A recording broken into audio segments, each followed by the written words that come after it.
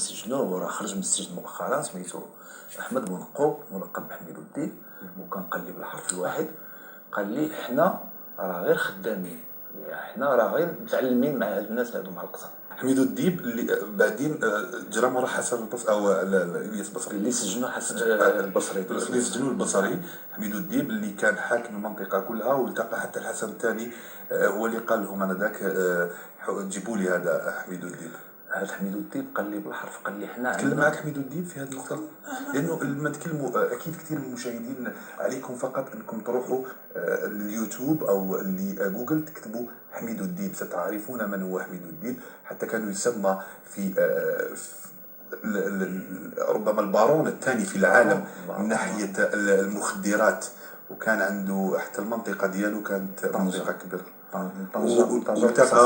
يلتقى ببابلو اسكوبار حميد الديب.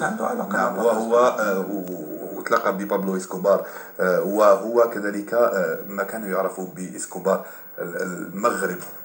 اذا انت التقيت بحميد الديب. نعم، انا كنت توليت القياده ديال هاد لا كومباني اللي كنت فيها، لان تم اغتيال القائد تاعي القبطان اللي كان هذاك القبطان بانا الله يرحمه، كان